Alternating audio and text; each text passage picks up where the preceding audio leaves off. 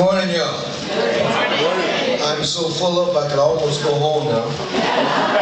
But I know Bertie wouldn't let that fly. So I'm going to say hello. Again, good morning, gracious ones. Good morning. And to y'all too. I am your minister, Anthony.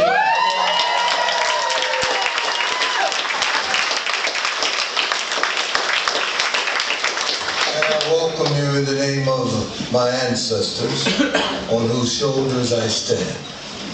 Those I know, those I do not know, and those who know me, believe it or not, better than I know myself. And I also welcome you in the name of all that you hold holy and sacred for you. All beliefs are welcome in my head, right along next to the non-beliefs in my heart. So it is indeed an honor and a pleasure to share this space, this awesome, beautiful space known as UF. Yeah.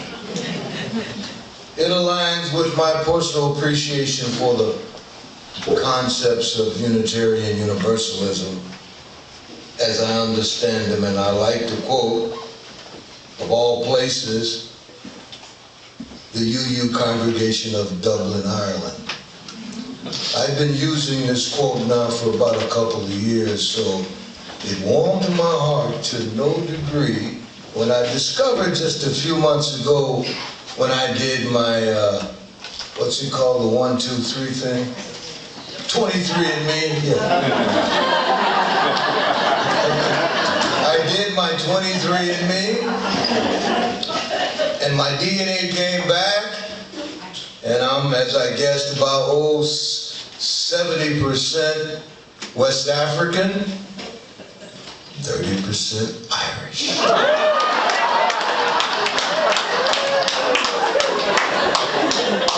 And it goes along with the theory that I've been espousing for some time.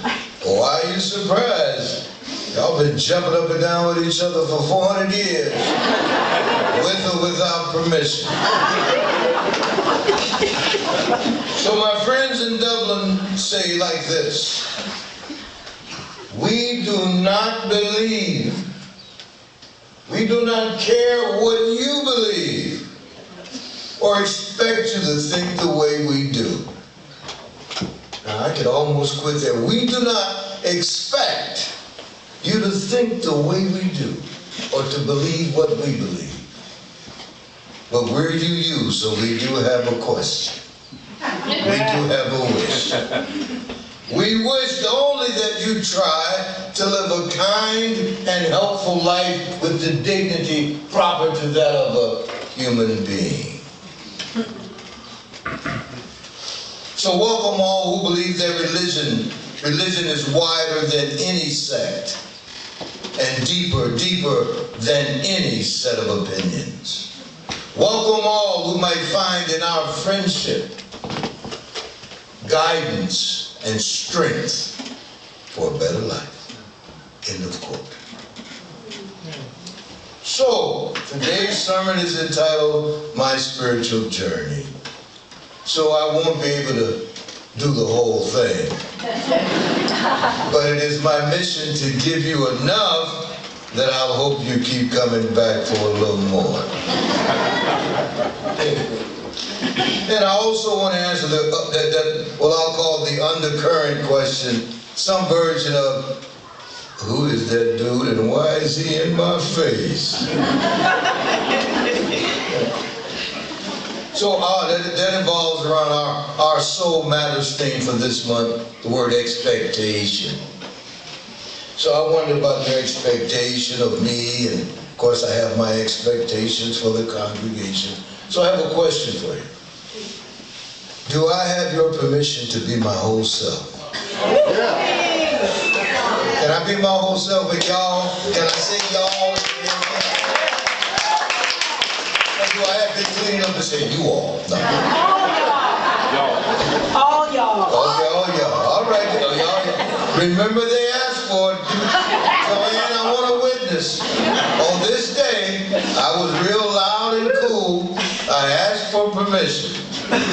Thank y'all so much. I'll begin this at the beginning. As Steve Martin. I was born a poor black child. I was born in a place called Hattiesburg, Mississippi. Southern Mississippi, very proud of Mississippi. The birthplace of America's music. I left when I was 4 years old, but I still claim SIP. Go down every now and then and check on folks. But my parents, Howard and Ruth Johnson, and their parents before them, all were Mississippians. My folks would remind me the night I was born, it was the biggest snowstorm they'd ever seen. And my mom said, yep, that was a precursor for that Anthony. Because, as my wife can attest, Anthony is not my first name. My first name is Dad. Dad Anthony. So my folks were part of that African migration, one of the largest migrations in human history. Those who left the South and went north. And I'm thinking of Miss Beverly Allen now when I was honored to attend her celebration of life event. And we both share that book called The Warmth of Other Suns. It's one of my favorites as well. It speaks to that migration story. So our object, I ended up in Chicago with a quick stop in Detroit. They wanted to get one of those good paying Ford Motor Company jobs. But that didn't work out, so we ended up going to Chicago, which is where I grew up on the south side of Chicago. It was here that my father met the Honorable Elijah Muhammad, the founder of the Nation of Islam. And though I like to say see, if you're born black in Mississippi, you're automatically born a Baptist. It's called going to church. There is no other thing. There it is. That's where you go. And that's where we went. Until my father, whose shirt I'm wearing today, by the way, a shirt of a sheikh, because he got that title before he left the planet. He left February 20th of this year, bless his soul. And some of you may recognize what I'm wearing on top of my daddy's shirt. And this is the stole gifted to me by the former leader and minister of this great congregation, Brian Jessamine. So I'm not here to replace Brian. Brian sits right there, and there's room for me to be in that place as well. I'm happy to count him as a colleague and a friend. So we never want to forget Brian. There is no replacing Brian. This is a both and. I talk a lot about that in my work with folks, trying to rearrange our Cartesian brain, as I call it, our brain, not yours, me too. That is out of that bold, out of that either or world. Things must be one way or another. No, no, no. Just never the case. It's always that way and this way. But my father, who used to have to get off the sidewalk when a white person was approaching, that was the life he led. He would tell me about, here comes a white person, I would have to step off the side of the road. So when he got to Detroit and met someone who told him that black folks were more than okay, they were the original people. And he said a bunch of other things too, and it warmed his heart, and he became Howard 5X and put that Howard Johnson name down. You know, if I had maybe a dime for every restaurant joke, y'all remember Howard Johnson? I could be chilling in the south of France sometime. But he became Howard 5X, and eventually changed his name to Abdul Hakim Sharif. And my entire family pretty much became Sharifs, except that Anthony. I said, Dad, you know, I have much respect. And after I picked myself up off the ground, I I said, Dad, I'm not going to change my one slave name for another. I'm going to stay with the one I know. So I stayed Johnson. But when I go down south now, my dad, after many, many years, about 40 and 20-some years as a mailman, returned back to Mississippi and founded an African-American Islamic village, which exists to this day, called New Medina, Mississippi, going into their 34th year of existence. And it was there that we buried him in their cemetery. They have a cemetery, a school, and a mosque there. Very proud of my Muslim folks. I go down there every year. I'm a Muslim for a couple of weeks. But for me, I always questioned the big three. It didn't resonate with me, Pops. Abraham religion, my first question was, who hooked up Abraham? Call me silly. You sent me to school. That's how my head works. I want to know who hooked up Abraham. And I looked, this Abraham was from this place called Ur. And that means he was an Iraqi. And I went like, oh, wait. So for me, I'm with the people of Turtle Island. Yeah. It's a great mystery. Yeah. So if you want to know where to plug me there. I used to say to my dad, Dad, I ain't met a cloud maker yet. But I'm open and I'm young. But I haven't met a cloud maker yet. A lot of brilliant, strong, famous men and women in my head. So, I've always questioned that. Like I say, kept the name I knew. I mentioned Chicago. Yep, that's the one. I grew up on the south side in what they call a tough neighborhood. I was initiated into gang life at the age of 11. And I did what most knucklehead boys do at that age. Rob, steal, lie, shoot, stuff like that. So yeah, I'm one of them. And I want you to know that. So when you're watching CNN and MSNBC or Fox or whoever it is, no Fox folks in here. But it's all right.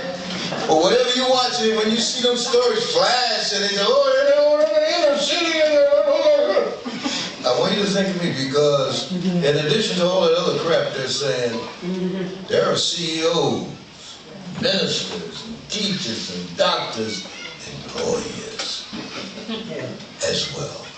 And they're living like I did, probably in a 6 to 8 block scenario and have no idea of what you're talking about. Even to this day, in this great country of ours, in every major city, that reality still exists. You couldn't tell me, now I lived in Chicago, so how could I not know about Lake Michigan, or not know about the Loop, or all that great, man, you know nothing about that. So I want you to think about that next time. Because I often reflect back to those days, and I'm very grateful having survived that time. Part of that big piece was when I was 16, my dad and mom got some stuff together and moved to the suburbs. It was only, 20, 25 minutes from the south side, but it's like I had moved to, I don't know, Montana or something. It was a whole new world. The number one thing was, everybody there was white. I didn't know what to do with that. Now, I was in love with Dreamer Jeannie on TV. I knew she was white. I knew that. And Rob Petrie's wife. Remember her? I kind of liked her too. What was the name of that show? Mary Tyler. Yeah, Dick Van Dyke. I couldn't get that name. Dick Van Dyke. Yeah, I remember her. But the only white person I had ever made live in the flesh was the police. That was my reference. And of course, growing up in the Nation of Islam, it was real simple. You were my enemy. Hands down. And as I looked around from where I lived, I was like, oh, that sounds just about right. I flashed on 40 years later. I'll tell you how deep it was, and is, this is a process, is. I remember being in San Francisco, it's been 30 or 40 years now, and I saw a white homeless man. And you know what I said? Dude, what's wrong with you? You're white. The hell you doing homeless? Can you see that warped head? How deep in my mind. I equated that to, if you're poor and you're homeless, you gotta be black. Dude, you ain't have no excuse. That program is still going on right now every day, except anywhere I see it, I call it out, I'm loud as I can get. But that was the story. But I reflect back on those days. Talk a little bit about the spiritual awakening. That's how I showed up, that's how I grew up, and that will remain a part of me, and I'm so happy with that. Because people call it now, man, you got street sense. Yeah, well, I can smell trouble just like that. It's an amazing thing. I hadn't thought about it, but it's been pointed out to me on several occasions. I can smell a fake a mile away. Because I'm a child of the commode. I see all bad. And I listen with my eyes. And I see her in combat boots, skin of black lacquer, pipe in her mouth, full of wondrous laughter, calling her out of her gender all these years. And we wonder why feminine energy shed so many tears. That's from a poem that asks the question, what if God is a woman? What if? Don't start no mess. What if? So my spiritual awakening began to blossom when I went away to college. I was the first in my family to do so. And it was there that I heard African American classical music, also known as jazz. It was that music in general and one John Coltrane in particular that led me to know one thing for sure, without a doubt in my soul. All I knew was there is more to all this than this. That's the. I didn't know what it was, but I know this ain't it. And I began to read books, and to this day I don't read books. I eat books. Yes, sir. So it was in this context in 1971 that I was given my African name, Mtuaswa, which is Swahili for natural man. And I begin that journey down in the road of my ancestors, who I've come to call the path of the first people. Thank you, Nat Geo and Discovery Channel and all the scientists now. Well, we all come up out of there. Bless their soul. Reminds me of another little joke. Can you imagine if the pyramids were in the way? But I digress. Oh, I can hear the stories now. Ooh. So I graduated with a BA in radio, TV, film from Northern Illinois University in DeKalb, Illinois, 60 miles north of Chicago. I was the campus DJ at night jazz guy. Yeah, and I used to say to my wife, had me clean it up, I'll be a DJ until I die. Now, clean that up. I will be a DJ long as I'm alive. I love music. The message is always in the music. The message is always in the music. Music. I have such respect for musicians. In my cosmology, they are not musicians. No, they are mathematicians of the soul. See, it's automatic. When you hear that song, it takes you back there. You can remember your song. Some of you young, way back. and you hear that song and something magic happens. You think of your beloved. You think of the backseat of that car, or whatever it was. Front seat, driving down with that GTO. Yeah, you know that. Music is like that. So I ended up going on to grad school, and the school I just love learning, which is really why I'm in your face today. It's just about learning. And I'm one of those silly folks who believes the statement that the journey, it's about the journey, not the destination. That's just for me. Well, what are you going to be, man, when you get there? You're going to get out of ministry school? And, what you doing going to ministry school? You're 60 years old, man. What you doing to them?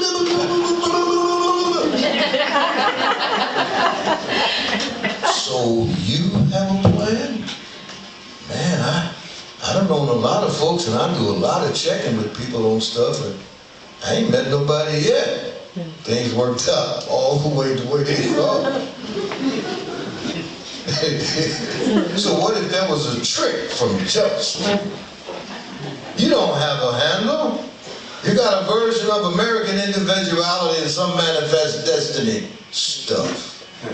Some stuff. Make room for the mystery. Make room for the mystery. So I began to study all major and minor religions, many as I could conjure up and do. That was my selection about the Tao that Pat so beautifully shared with us.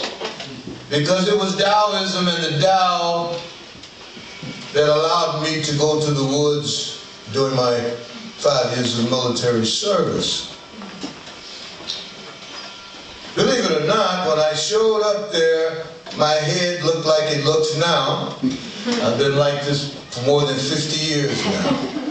I even call Isaac Hayes a copycat. I remember it well. I remember two people bought that album of Hot Buttered Soul. Sister was from Memphis, from his hometown. I said, well, who is that copycat? But anyway. So it was in the Army. I went in the Army in private, came out of captain, and I want to honor all veterans who are in the area and all the vets you know, especially combat veterans. I am not one of them. So I have a special place for those who have looked into the face of death. So, they have shared with me on many occasions, sometimes things they have never shared with any others. So, bless their soul. So when everybody else could go to the church on Sunday, my commanding officer allowed me to go to the woods and practice my Tai Chi, put my stuff on. And how to get him to do that, boy, that was quite an accomplishment. But that's a story for another day. Then I began my first, what I call real access to what I practice now up under the banner of Unitarian Universalism, and thank them for accepting my earth-based, some version of ancient African spirituality. It feeds my soul. So it began then with a guy from Jamaica named A.C. Bologon. Bless his soul. He was practicing the way of Ifa. Then came Okamfu Kofi Ofori, practiced the way of the Akan. Still carry his medicine with me today. You know, I was telling someone the other night, they could trace their ancestry back 14 generations. I told them how beautiful that was and how powerful that was felt for me. And I said, in my case, only my grandfather. I can't go any further than that. And I said, because my umbilical to the invisible was snipped. My umbilical to the invisible was snipped, was cut. Good news about that, I'm always going to look on the good side. I get to make it up as I go along. And that's what I do. Remember, I belong with a group of people who say we don't expect you to believe what we do. Huh? That's what they told me, and I believe them. Or expect you to think the way we do. But I'm going to show up for sure, being as kind and helpful as I can be. Because my mama's in my head, she ain't gonna have it no other way. Boy, what's wrong with you? Do I tell that story the other year? I'll never forget one time I was arrested by the police, about ready to go to jail, and whoo, here we go, tell the truth. I had this big old, anybody remember Jim Bowie? Oh yeah. Oh yeah, oh look at y'all. Jim Bowie knife?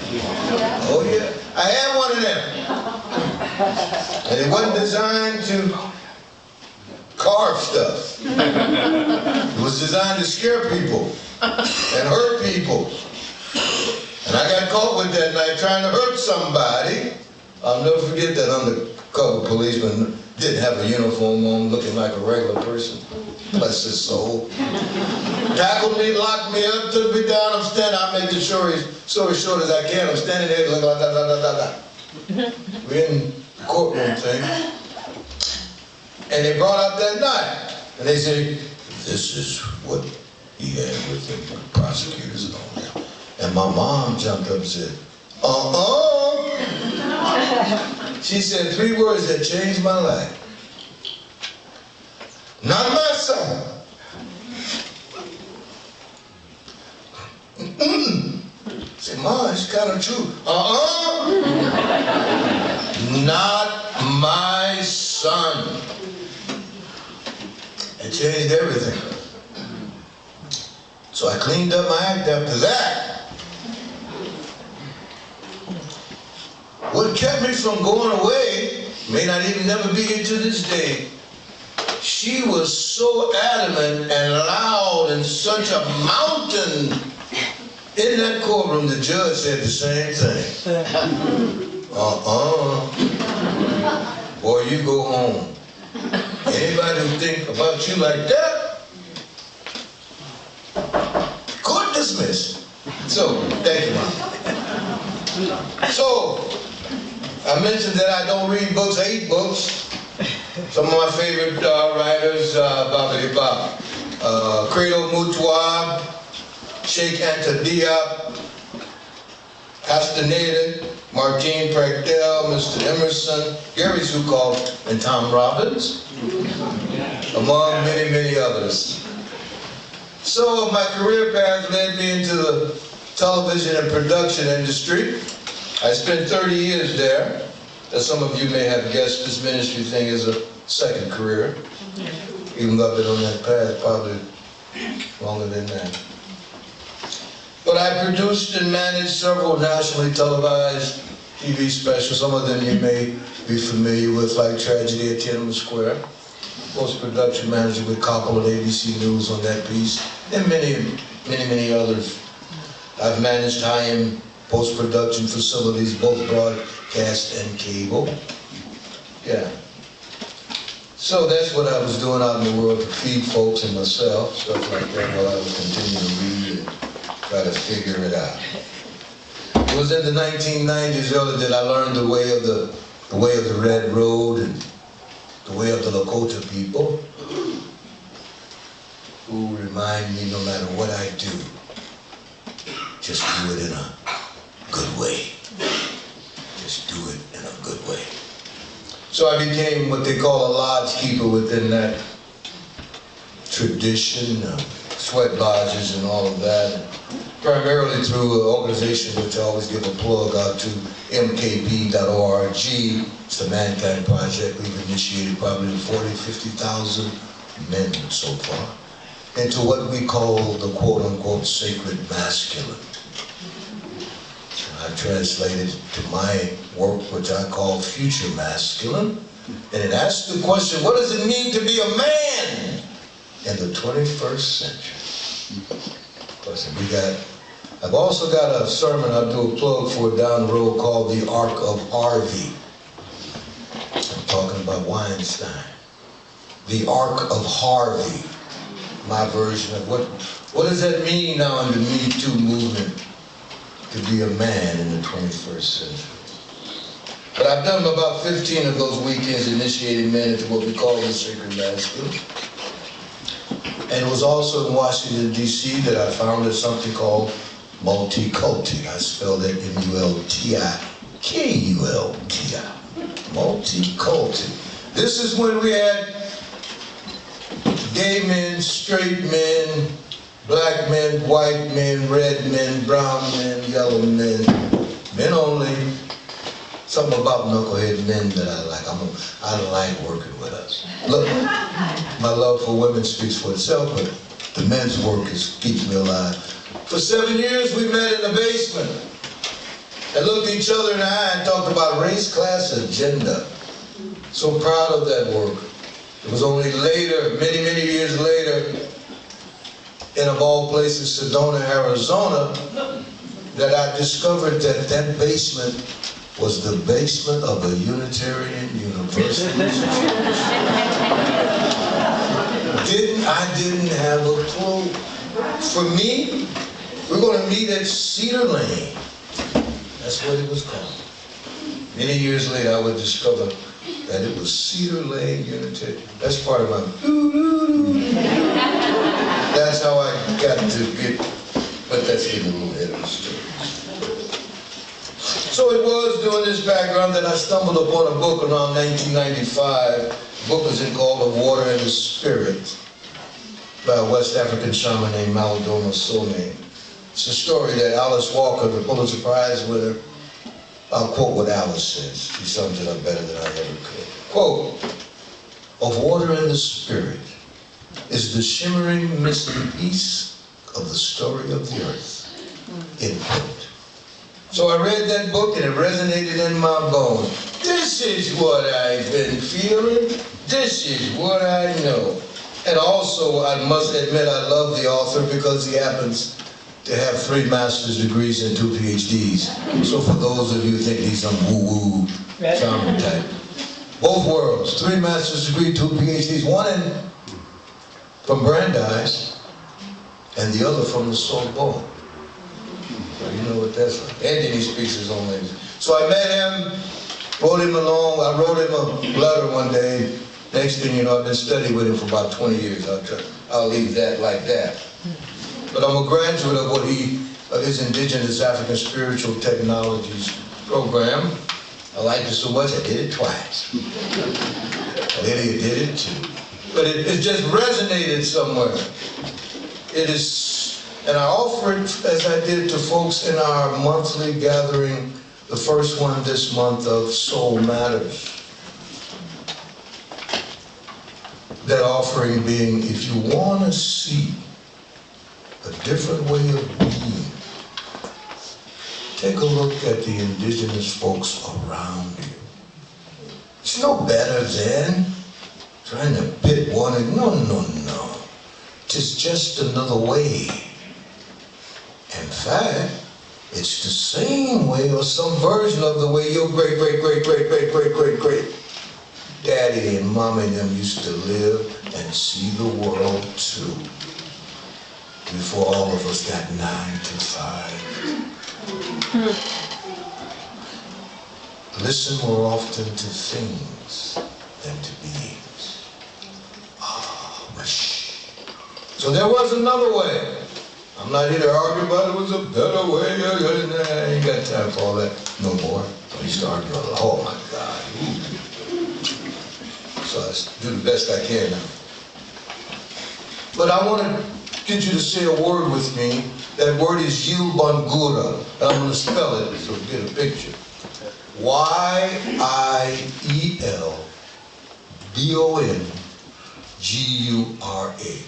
Can you say it with me, please? Yilbangura. One more time.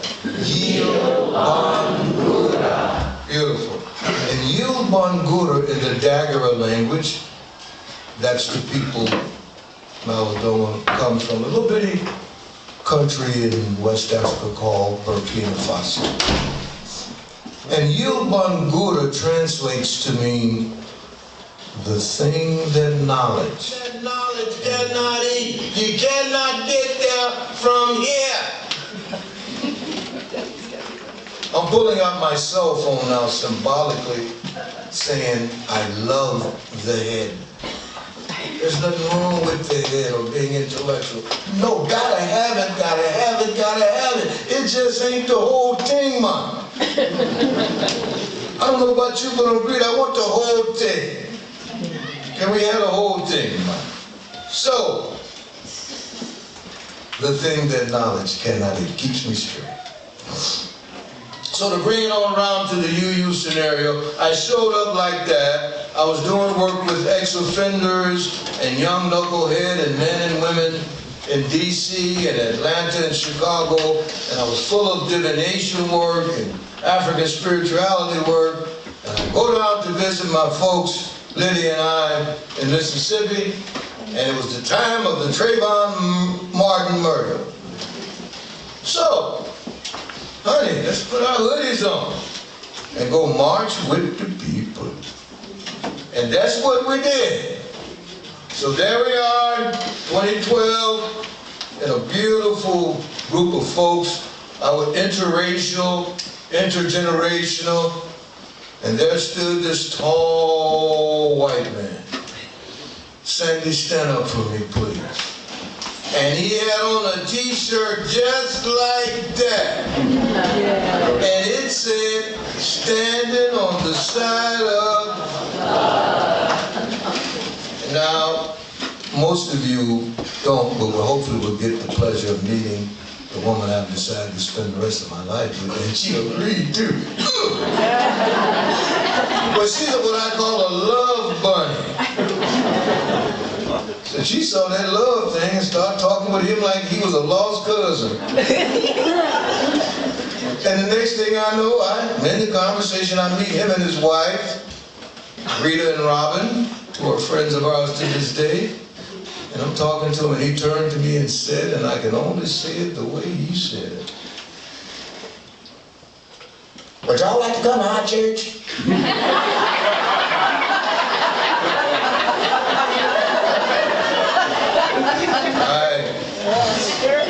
I don't know where you went, but I know where I went. Yo, this dude got a Gomer Powell voice. Is he for real?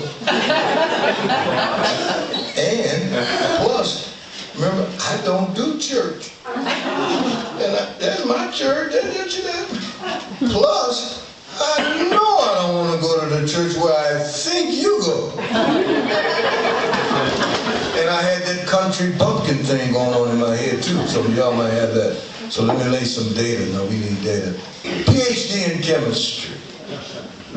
Brother Robin turned out to have. Yeah. Etc., etc., etc. So this is what I'm thinking, and he's looking me in my eye. Y'all like to come to our church? But what came out of my mouth was, okay. Okay. So we went. I'm a man of my word. We went, and there we are in Ellisville, Mississippi, traditionally, historically, Ku Klux Klan territory. Probably the only colored man 50 miles. But I went. Well, that's kind of the story of my life. It's kind of a Star Trek thing.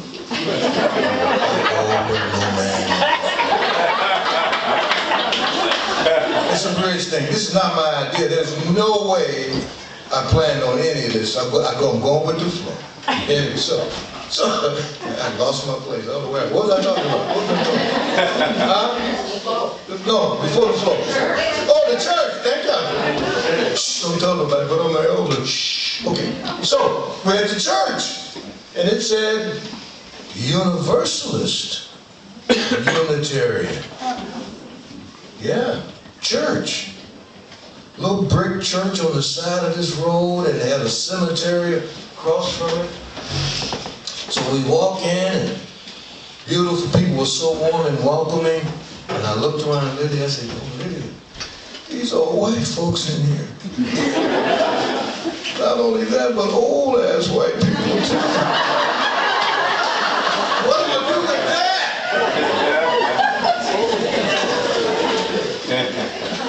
That was my story, and I met them, and it was like butter. There's my story. That's That's the story. And some of us still live our lives by our story. But I had to face what was in my face. I said, oh Lord, because they said, welcome. They call us no hellers because we don't believe in hell. And I said, check. And we don't have a Bible. Double check. And then they said, and these are our principles. Inherent, everybody, interconnected will of life, democracy. I said, no. Those are my principles. Who y'all? I ain't never heard of y'all. And then I walked to the back of the church, and there on the wall of the church were news clippings and articles, the history of the church. Our home Universalist Unitarian Church, fighting for black folks' rights, women's rights, and workers' rights since 1906 from that church. That was a fact, Jack, and my mind was blown. Straight up. Because I have, you know me and my stories. Yeah, and so we talked, and now understand at this time, I have no vision of seminary, minister, preaching. I have all kind of stories about preachers. It was like, oh, no, never. I had, Reverend Johnson come over for chicken with all the women. Oh, I ain't all that. And all them, oh, no, never. Anyway, so I said all that to say, they said, would you come and talk to us? Sure. I've been known to give a presentation or two. So I ended up coming back there half a dozen times preaching. And they said, you need to go up to Jacksonville, Mississippi. You need to hit that too. Then you need to go over here to so-and-so. So I went everywhere they went. And after a while, I said, hey, God, I'm going on down to Atlanta to do some work with ex-offenders now. This is really great. I love y'all. This is a beautiful experience. And see you. And I didn't, think nothing else about it. So I get down to Atlanta, I'm doing the work. And my daughter was there, and I'm at one of her gatherings of folks, and I meet a lady, and she says to me, where you from? And I said, well, I'm blah, blah. I'm living in Sedona, Arizona now. And she says, oh, I have a real good friend in Sedona. You should meet him. His name is Glenn Farley. Reverend Glenn Farley. He's a minister at the UU church there. And I said, what? I never heard of UU until 2 weeks ago. Now here it is again. Huh. Okay, go ahead. Listen more often to things than to deeds. So I said, I did my thing there and said bye-bye. So I went back home to Sedona, but I thought, I'm gonna go look this fellow up, and I went and met Glenn Farley, and there he was, a handsome, young, energetic UU minister, and kicked it off. And I remember telling him, dude, I have t-shirts older than you. And we became real good friends. And he's the one when I said, I told about multi-culti, because I said, man, I was bragging. Oh, you'll be the director of production and operations for Black Entertainment Television. Ted Koppel, ABC, And I said, well, the thing I'm most proud of, man, is this thing with the men. We met in the basement, blah, blah, blah, this place called Cedar Lane. He jumped out of his chair. That's my home church since I was 2 years old. That was it. I am not hard to get along with. So one thing led to another. I engaged him in conversation around religion and spirituality for quite a while. And he said, dude, you need to apply to Star King School for the Ministry. And I did, and they let me in, and the rest is history. So today, here we are today. So today I continue to borrow what I have learned and what I will continue to learn. I am what I like to call myself a reminder, because I need reminding. That's right. Reminding each of us of what I believe is our innate connection to spirit. And as an elder, I've realized what one of my heroes said a long time ago, and it works for me, and I quote,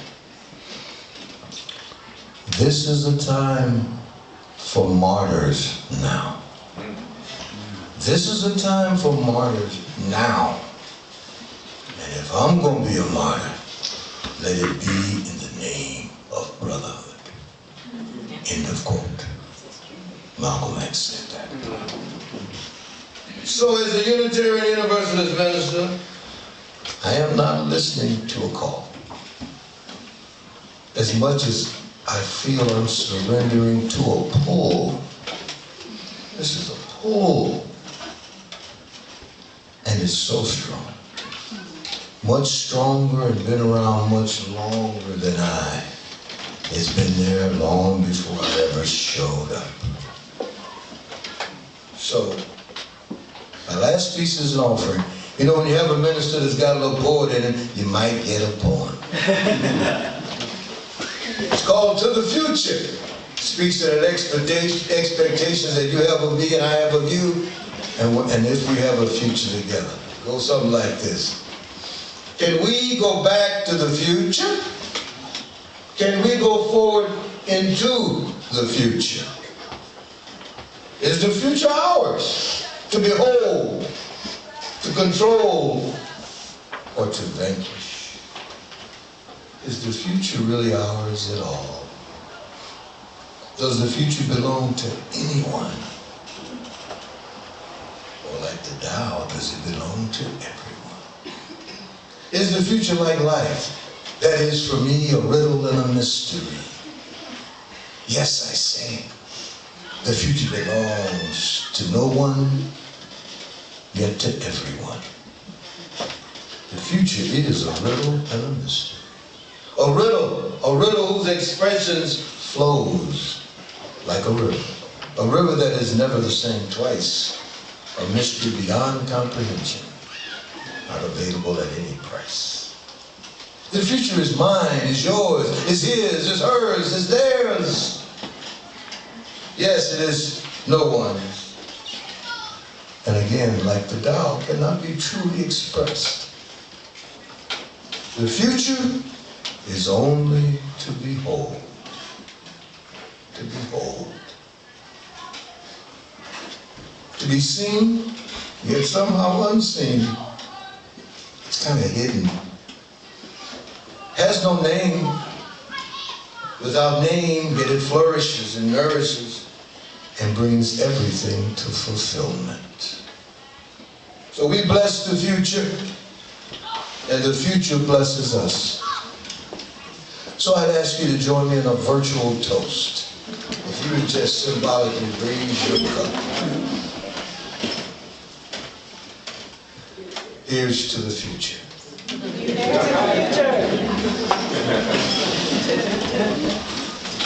Blessed be. Amen.